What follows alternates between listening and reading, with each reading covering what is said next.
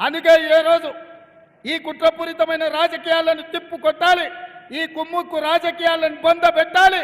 బిడ్డ బెయిల్ కోసం సొంత పార్టీ నమ్ముకొని జెండా మోసిన వాళ్ళని కూడా మోడీకి తాకట్టు పెట్టిండు కేసీఆర్. ఇవాళ అందుకే కేసీఆర్ను మోడీని ఇద్దరిని ఓడించాల్సిన బాధ్యత మీ మీద ఉంది. మీడియా మిత్రులారా, మొన్న డిసెంబర్లో జరిగిన ఎన్నికల్లో చంద్రశేఖరరావును బండకేసి కొట్టిండు.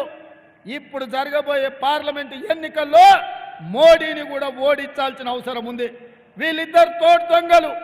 మొన్న జరిగిన ఎన్నికల్లో ఒక దొంగను పొందబెట్టిండ్రు. ఇప్పుడు జరుగుతున్న పార్లమెంటు ఎన్నికల్లో కేంద్ర ప్రభుత్వాన్ని నరేంద్ర మోడీని ఓడించాల్సిన అవసరం ఉన్నది.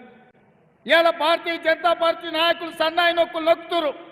నేను అడుగుతున్న కిషన్ రెడ్డిని, ఈటెల రాజేందర్ బీజేపీ నుంచి ఎమ్మెల్యేగా గెలిచినావు కదా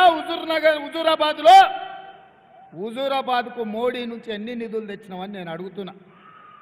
ఒకవేళ నరేంద్ర మోడీ నుంచి వేలాది కోట్ల రూపాయలు నువ్వు ఇచ్చిన మాట ప్రకారం హుజూరాబాద్లో నిధులు తెచ్చి అభివృద్ధి చేస్తే మొన్న జరిగిన శాసనసభ ఎన్నికల్లో నీకు అండగా నిలబడి నిన్ను గుండెల బట్టి చూసుకొని నిన్ను భుజాల మీద మోచిన హుజూరాబాద్లో నిన్ను ఎందుకు అక్కడి ప్రజలు ఓడించారని నేను ఈటెల రాజేందర్ను నేను అడగదలుచుకున్నా.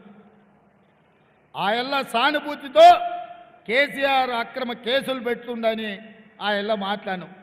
మేము కూడా అయ్యో పాపం ఓ బలైన వర్గాల నుంచి వచ్చిన నాయకుడు బాగుండాలి, అట్లెట్లా చేస్తావు కేసీఆర్ అని మేము అడిగినాం. మరి నువ్వు మోడీ ప్రభుత్వంలో నువ్వు నాయకత్వం వహించినావు. మోడీకి ముఖ్యంగా అమిత్ షా నా జేబుల్నే ఉన్నాడు, నేను ఎప్పుడు పిలిస్తే అప్పుడు వలుపుతాడని అన్నాడు ఈటెల రాజేందర్. నిజమే, ఈటెల రాజేందర్కు అమిత్ షా దగ్గరోడే.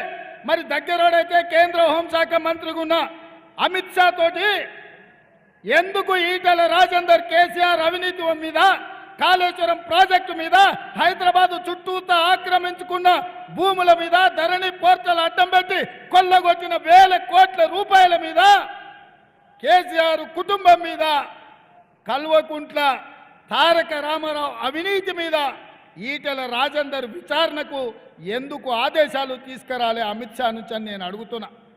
నేను